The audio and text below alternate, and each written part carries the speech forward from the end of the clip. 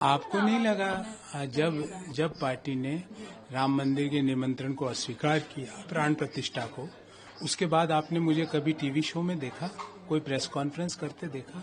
मैंने प्रयास किया कांग्रेस के हर बड़े नेता को इस बारे में अपनी भावनाओं को अवगत कराने का, पर जब उन्होंने मेरी भावनाओं से अपने आप को अलाइन नहीं पाया तो मुझे लगा कि जब मेरे धर्म के ऊपर प्रश्न लग रहा है, सनातन संस्कृति पे प्रश्न लग रहा है, मैं आज लिबरलाइजेशन, प्राइवेटाइजेशन, ग्लोबलाइजेशन नीतियों का विरोध कर रहा हूं जो पीवी नरसिम्हा राव साहब ने, मनमोहन सिंह जी ने देश को दी।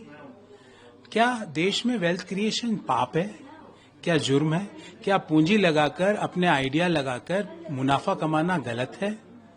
तो सुबह से शाम वेल्थ क्रिएटर्स को गाली दो, सुबह से शाम सनातन धर्म के खिलाफ जो बोल रहे हैं उस पे चुप्पी धारण करके रखो, कोई मुंह से कुछ मत बोलो।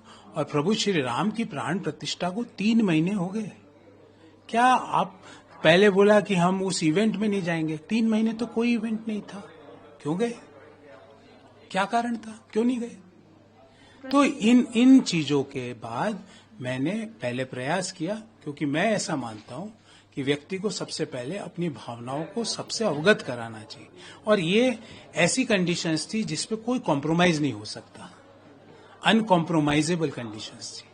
अनकॉम्प्रोमाइजेबल कंडीशंस पर जिस पे कोई कॉम्प्रोमाइज नहीं हो सकता, तो मैंने अपना निर्णय लिया। बीजेपी का निर्माण हुआ, बीजेपी को हिंदूवादी पार्टी के रूप में माना जाता है, तो क्या यही आइडियोलॉजी आपको ज्यादा प्रभावित की या फिर कुछ और? देखिए, आप अभी तक इसका मतलब मेरी स्पिरिट नहीं समझ पाए।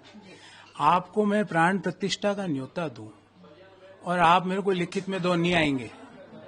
आप करते हो क्या ऐसा? आपको मैं अपने घर पे डिनर पे इनवाइट करूं, आप लिख के दोगे नहीं आऊंगा?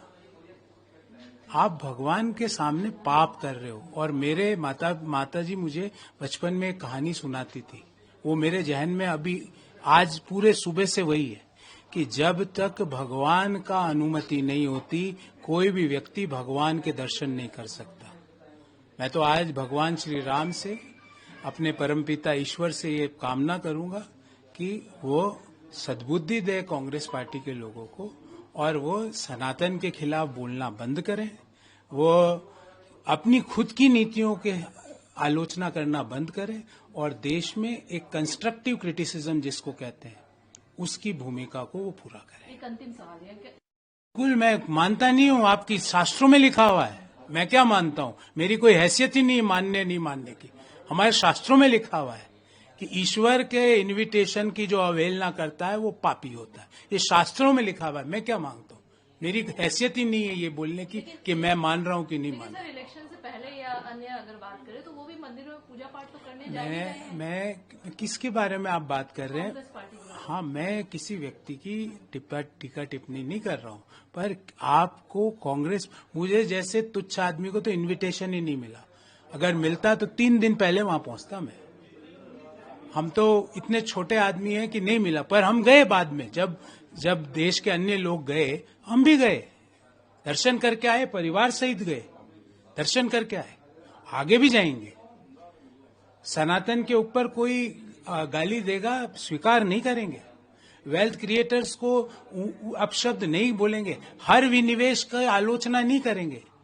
एयर इंडिया एक ग्रुप ने खरीदा, कांग्रेस पार्टी आलोचना कर रही है उसकी, उस ग्रुप की आलोचना कर रही है। उनको पता ही नहीं। मुझे ऐसा लगता है कांग्रेस पार्टी मोदी जी की आलोचना करते करते इस स्तर पे आ गई है कि वो अपनी स्वयं की आलोचना करने लग गई है। तो मुझे लगता है इस बोझ से कांग्रेस पार्टी अगर निकले तो अच्छी बात है, क्योंकि सकारात्मक सुझाव की जरूरत हर सरकार को होती है। और मैंने कभी भी अपनी प्रेस कॉन्फ्रेंस में पॉलिसीज की जब आलोचना की है तो हर प्रेस वार्ता में ये भी बताया कि क्या करना चाहिए। Otherwise I can say you are bad, but why you are bad और why you are good, I should share the reasons and concerns regarding that.